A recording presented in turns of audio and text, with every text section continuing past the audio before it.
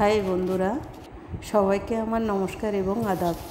আজকে দেখাবো অন্য রকম স্বাদের মসুর ডাল রান্না। প্রথমে ডালটাকে অনেক ভালো করে পরিষ্কার করে ছেলে নেব, যাতে কোনো ময়লা ধুলাবালি না থাকে। তারপর একটা পরিষ্কার পাত্রে বা পরিষ্কার কাপড়ে ডালটাকে নিয়ে হাতের সাহায্যে কষলিয়ে যেটুকু গায়ে ময়লা লেগে থাকবে সেটুকু পরিষ্কার করে নেব। কোনো রকম ডালটাকে ধোবো না। ওই পরিষ্কার ডালের মধ্যে একটু সরিষার তেল, একটু হলুদ দিয়ে ভালো করে মেখে নেব। যে কোনো সময় কোনো ডাল রান্না করতে হলে আগে জল ভালো করে ফুটিয়ে নিতে হয়। ঠান্ডা জলে ডাল রান্না করতে গেলে ডালটা ভালো লাগে না। এখানে আমি উপকরণ নিয়েছি টমেটো ফালি করা, রসুন কুচি, পেঁয়াজ কুচি, কাঁচামরিচ কুচি এবং লবণ। আর ফোড়নের জন্য নিয়েছি শুকনো মরিচ, একটা তেজপাতা, 5 ফোড়ন। সর্বপ্রথম আমি ফুটন্ত জলে ডালটা ঢেলে দেব।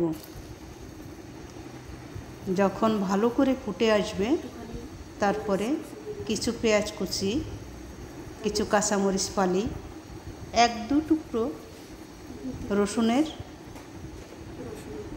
কুচি দিয়ে দেব। তারপর যখন ডালটা ভালোভাবে ফুটে আসবে, যে কোনো দিন ডাল যত ভালোভাবে ফুটাবেন, যত বেশি সময় নিয়ে ফুটাবেন, ডালটা অনেক স্বাদ হয়। ডালটা যখন ফুটে যাবে তখন একটা ডাল ঘুটনি দিয়ে ডালটাকে ঘুটে দিবেন। তারপরে শুকনো একটা খোলায় ওই ফোড়নগুলোকে শুকনো খোলায় টেলে নেবেন, তেল ছাড়া, কারণ সুন্দর একটা গ্রান আসবে। তারপর সাদা তেল দিয়ে ওটাকে লাল লাল করে ভেজে নিতে হবে।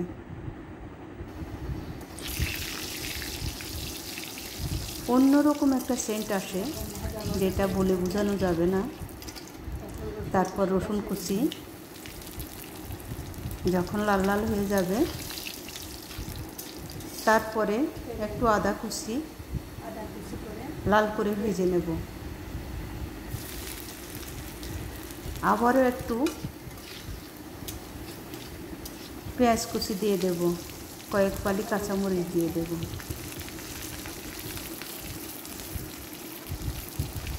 ডালটাকে যদি ভালো করে ফোড়নটা ভালো করে কষানো হয় তখন ডালটা খেতেও ভালো লাগে।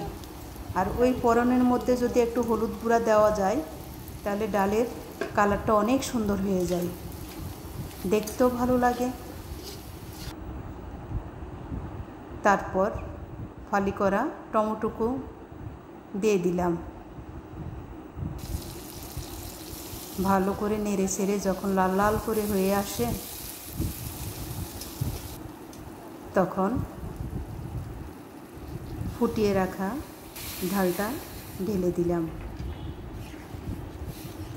বন্ধুরা, আপনারা যদি এভাবে করেন অনেক স্বাদ হবে, একবার করে দেখবেন। মসুর ডাল যত বেশি সিদ্ধ করে নেবেন তত বেশি স্বাদ। এর মধ্যে আমি লবণ দিয়ে দিলাম, কারণ লবণটা আগে দিই নাই। যে কোনো ডালে লবণ আগে দিলে কিন্তু ডালটা সিদ্ধ হয় না সহজে। সবার শেষে যদি লবণ দেওয়া হয় তাহলে ডালে অনেকটা স্বাদ বেড়ে যায়। ডাল যখন একটু ঘন হয়ে আসবে